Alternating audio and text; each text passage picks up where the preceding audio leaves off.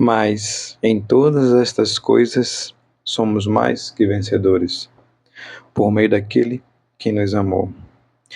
Graça e paz, sejam todos bem-vindos, que o Espírito Santo de Deus possa iluminar a sua cabeça, o seu entendimento, te dando discernimento e sabedoria na palavra do Senhor.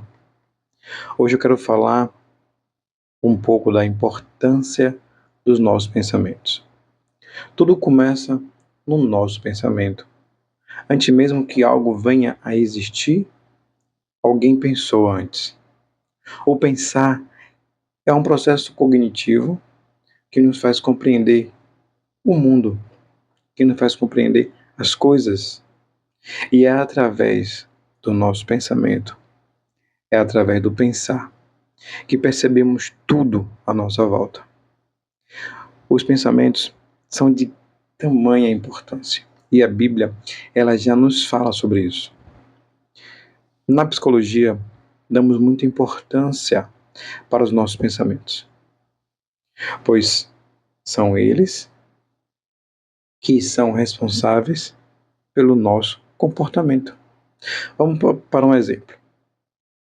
Um evento acontece, então vamos processar as informações desse evento com os nossos pensamentos. Logo, esses pensamentos devem gerar algumas emoções, e essas emoções geram um comportamento, uma ação. Vamos para um exemplo prático. Você marcou com uma pessoa em um lugar, em um horário. Vamos dizer que você marcou 10 horas e a pessoa não chegou. E você está aguardando a pessoa, ela já está atrasada. Passa cada segundo, cada minuto, você vai gerando pensamentos sobre o porquê aquela pessoa se atrasou, o porquê ela não ligou para te dar uma satisfação. E esses pensamentos vão gerando sentimentos em você. Logo, você terá uma ação. Pode ser uma ação negativa, pode ser uma ação positiva, mas você vai gerar uma ação. E seja qual for, ela foi, ela aconteceu, ela surgiu a partir dos seus pensamentos. Se você pensa assim, não tem problema se atrasar, e passa 10, 20 minutos, você não vai ter problema com aquilo. A pessoa vai chegar e você vai fazer o que vocês marcaram para fazer. Mas se você é aquela pessoa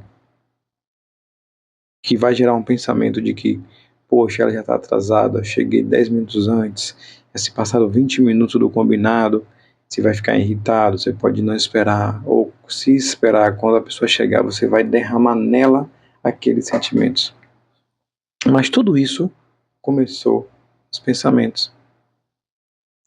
Por isso que nós precisamos vigiar os nossos pensamentos. Tamanha importância dele. A Bíblia, ela nos diz em Salmos 94, capítulo 11: o Senhor conhece os pensamentos das pessoas e sabe que esses pensamentos não valem nada. Pois a forma como pensamos determina a maneira como vamos enfrentar cada desafio da nossa vida. Hoje eu quero trazer uma passagem em João, capítulo 6, onde Jesus e os discípulos estavam com uma grande multidão e encontraram um problema. Não tinha comida para alimentar toda aquela gente. João capítulo 6, começando no versículo 1. Depois disso, Jesus atravessou o lago da Galileia, que também é chamado de Tiberíades. Uma grande multidão o seguia, porque eles tinham visto os milagres que Jesus tinha feito curando os doentes. Ele subiu um monte e sentou-se ali com seus discípulos. A Páscoa, a festa principal dos judeus, estava perto. Jesus olhou em volta de si e viu que uma grande multidão estava chegando perto dele. Então Jesus disse a Filipe: vamos comprar comida para toda esta gente? Os discípulos se depararam com um problema. Jesus já tinha em mente o que ele iria fazer, mas queria ver quais seriam os pensamentos dos discípulos. Eu fico imaginando aquele momento de tensão entre os discípulos, quando escutaram a pergunta de Jesus: onde compraremos pão para esse povo? Aí eu vou lá em 1 Coríntios, no capítulo 14, versículo 20, que diz assim: irmãos, não pensem como crianças, sejam como crianças para o que é mal, mas sejam adultos no seu modo de pensar. Percebe que você, que eu, nós já crescemos, nós não somos mais crianças, não temos por que mais fazer birra, não temos mais por que agir como criança, com pensamentos de criança. Nós crescemos. Então vamos voltar aonde aquela multidão ela se aproximava e, não, e os discípulos eles não tinham resposta para aquele problema.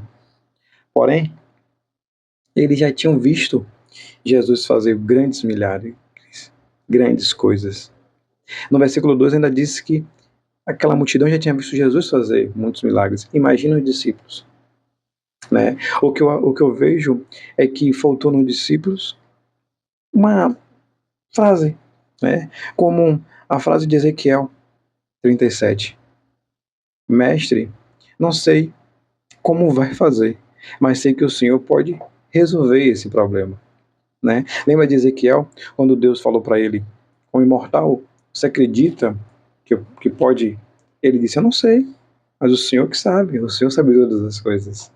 Às vezes falta isso em nós. A gente está diante de um problema e a gente pensa como criança, sabe? Fica desesperado, ansioso. Mas se a gente entregar esse problema a Deus, ao nosso Senhor Jesus Cristo, ficamos com medo, ficamos ansiosos, ficamos tristes. E se a gente for pensar, ficamos dessa maneira em vão.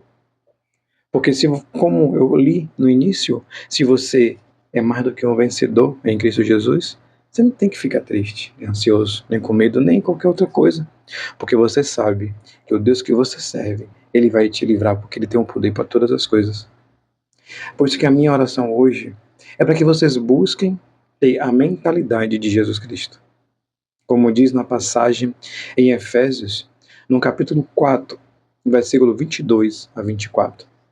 Portanto, abandone a velha natureza de vocês, que faziam com que vocês vivessem uma vida de pecados e que estava sendo destruída pelos seus desejos enganosos. É preciso que o coração e a mente de vocês sejam completamente renovados. Vistam-se com a nova natureza, criada por Deus, que é parecida com a sua própria natureza e que se mostra na vida verdadeira, a qual é correta e dedicada a Ele.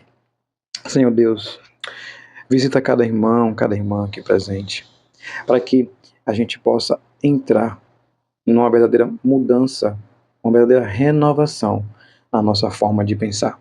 Que os nossos pensamentos venham direto do seu coração, que venham do Espírito Santo de Deus, e que a gente pare de agir como crianças, e que a gente possa começar a agir não só como adultos, mas adultos que aceitaram o Senhor Jesus, adultos, filho do Deus Altíssimo, do único Deus.